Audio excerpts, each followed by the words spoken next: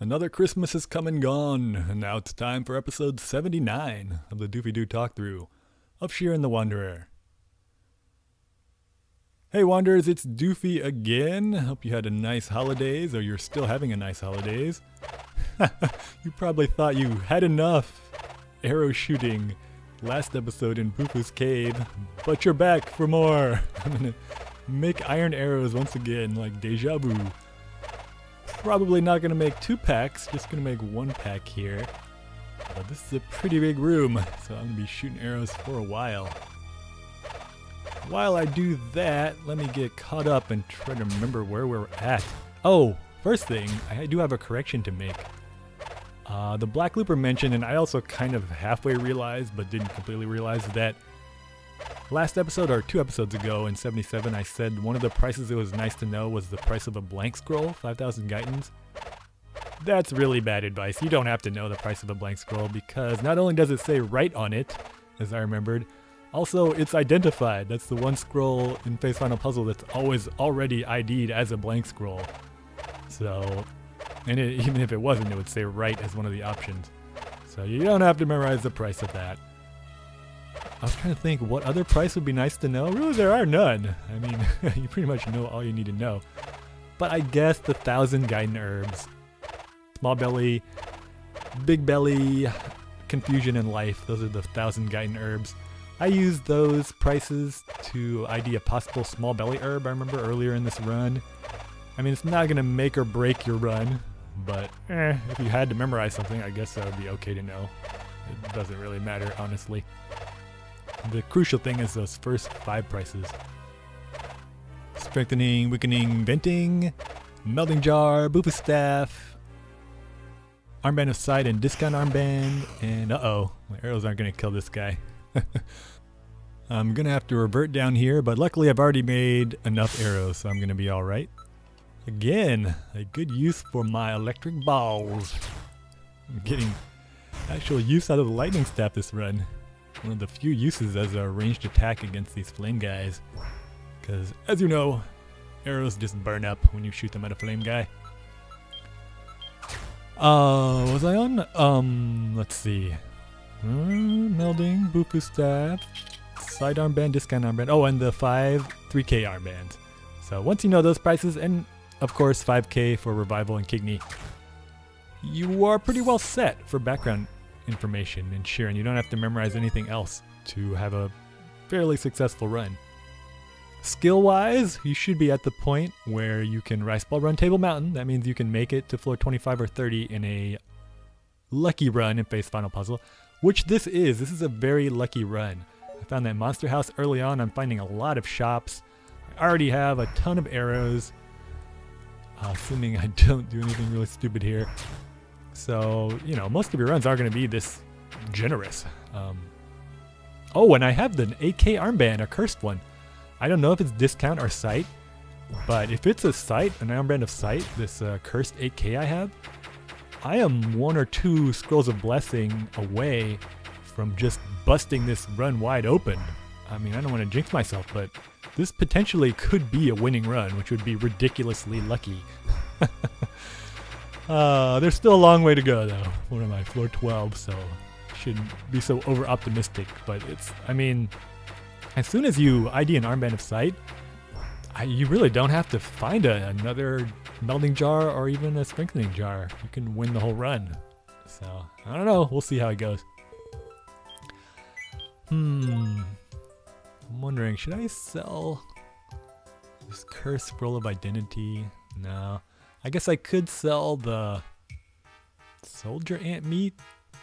It can be pretty useful in the right circumstances. I want to have a space, an empty space, so I can pick up some of that loot. Nah, the tar meat's probably useless. I don't even know why I bought that tar meat. I was probably thinking that I would throw it at something and then get my arrows first. Wait. I think I already had 99. Yeah, that was dumb. I could have just sold those arrows to him. I was probably thinking I could throw the tar meat at an enemy that was strong and then transform it into a tar and then kill it with 1 hit, because tars are pretty weak. But it was kind of silly. I just bought it and then resold it to him. Hopefully she doesn't curse anything important. I already haven't illuminized it's cursed, and that 8k armband's cursed, so hopefully the next scroll of blessing I find will uncurse everything. And then I don't know, I might have it made. Alright, let me ID this staff before I move on. Here we go, perfect enemy. Another, not a staff. Huh. I have a different not a staff. I'm gonna do some damage and then I can see if this is a recovery staff or a staff of stability. How about my original not a staff? There we go. So, now I know that my original not a staff is actually staff of recovery. So I will just use my 100% carbs, which remember is the recovery armband also.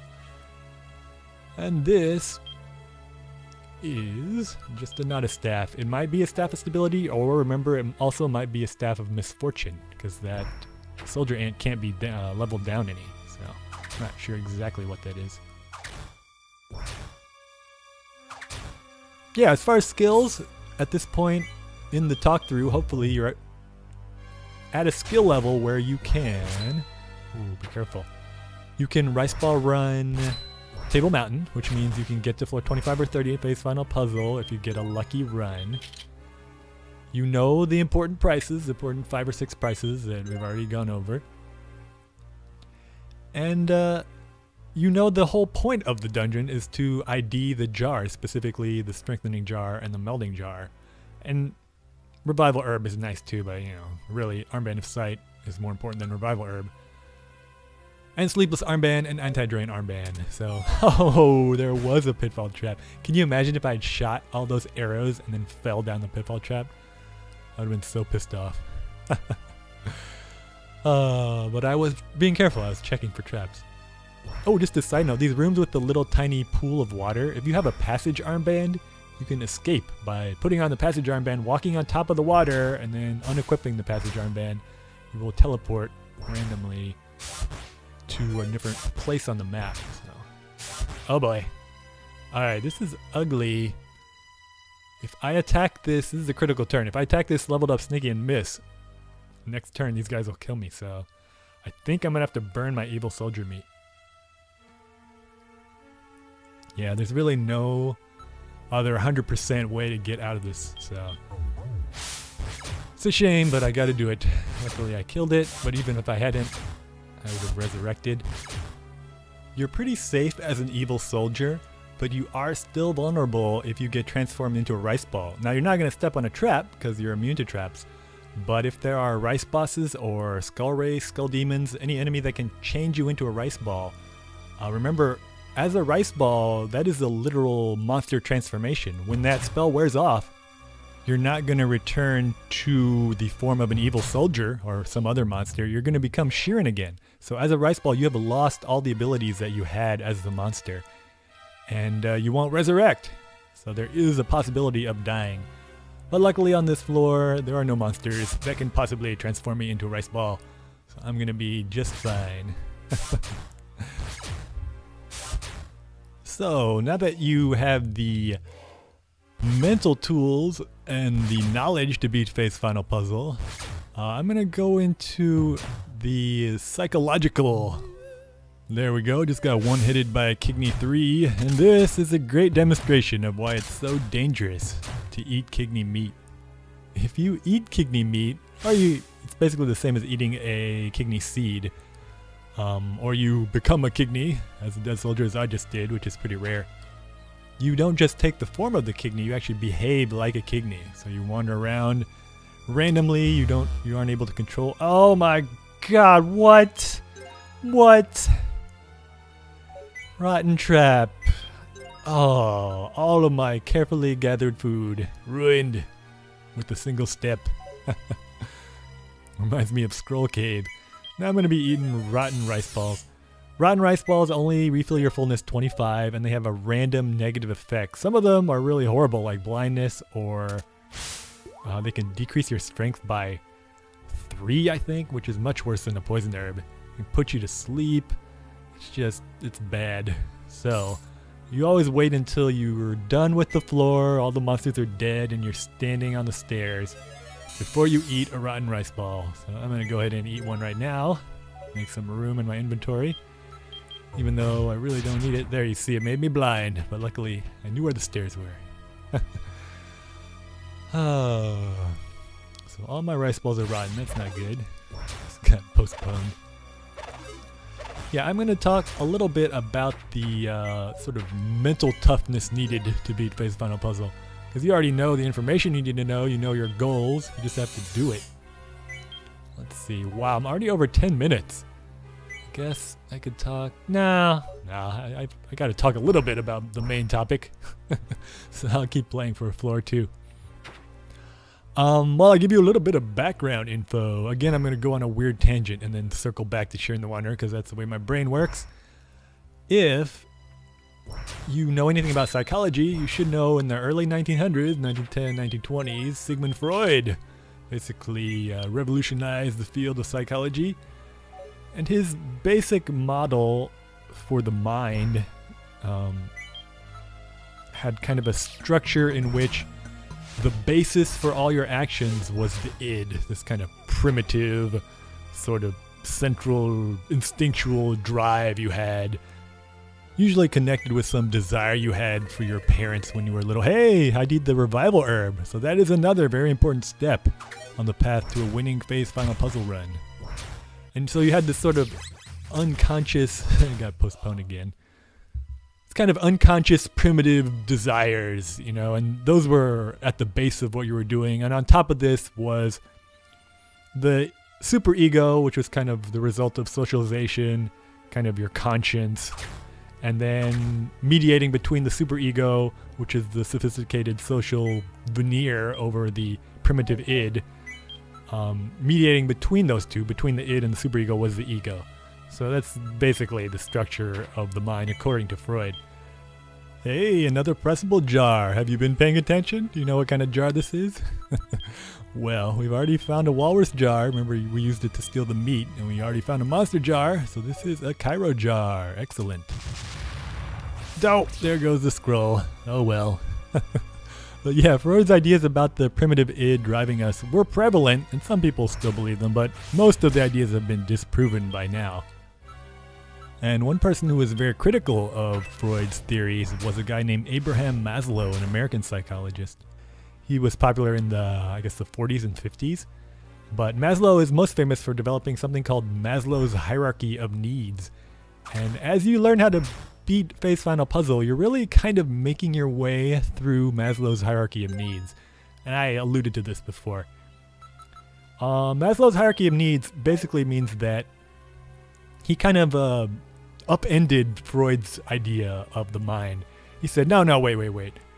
Those primitive needs and urges are not what define us as a human. You've been looking at people who are damaged, people who have mental problems. I'm going to look at people who are successful. So, speaking of successful, I'm going to go ahead and use my mind-melding jar and make myself a fancy shield. If you meld a hide shield to an armor ward, it will get rid of its negative ability to decrease your hunger. So, let me go ahead and toss this baby. Make sure I don't have a pitcher's armband on. Alright, now I have an armor ward +8 and it has no effects. It doesn't lower my hunger because there is a hide shield on it. If I melded another hide shield onto it, it would actually have the ability of the hide shield. So you need 2 hide shields to really make an excellent shield when you're melding an armor ward. But I have a pretty splendiferous shield now. You'll see, look at this, 11 damage. Ha ha ha. Basically half the damage it was doing. So Maslow based his hierarchy on healthy people, successful people. And he said that, that's not the core of humanity. Being human is what happens after you satisfy those sort of basic urges. Those are at the bottom of the hierarchy. Those are the least important. Or, I guess not the least important, but the things you satisfy first. So when you're learning how to play Shiren the Wanderer, especially Phase Final Puzzle, first of all, you satisfy the physiological needs.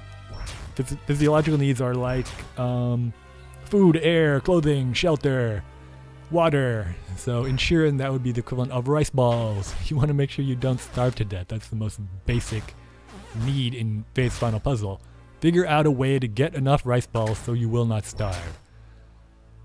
The second need is a need for safety, and that's economic safety and physical safety. So I just did that by making myself a fancy shield, but basically in Phase Final Puzzle it just means finding a shield, finding a weapon that's decent, doesn't have to be as nice as the one I have. And economic security, oh, I already rusted my shield. I just made this shield slime, I just made it. Gosh, grape jelly, ruining everything. Oh, and he rusted my Air Slayer too. What a jerk. Hopefully a really bad enemy doesn't come up behind me while I'm killing all these slimes. Okay. I'm gonna wander around naked for a little while. Hehe. Alright, that's probably enough of that. I need to be careful. So yeah, you need to satisfy your need for financial security. And now in Shiren the Wanderer would just mean having a little bit of money. So you need enough money to buy things when you hit a shop. And once you satisfy those first two levels in the hierarchy, physiological needs and safety, then you move on to sort of higher requirements or higher levels in the hierarchy. At this point, I have taught you how to satisfy those basic needs, how not to starve by making rice balls, even if they're rotten, and how to get a reasonably strong sword and shield. I am gonna go ahead and save on floor 16. A couple enemies here. Next episode, I will tell you how to move up one level in the hierarchy and satisfy more fundamental needs in our path to ultimate victory in Phase Final Puzzle and in life at large. I will see you next episode. Goodbye. Phase Final Puzzle is long and difficult, but you can finish the damn thing. It's full of jars and scrolls and monsters that make you hungry by dancing. Rotten trap.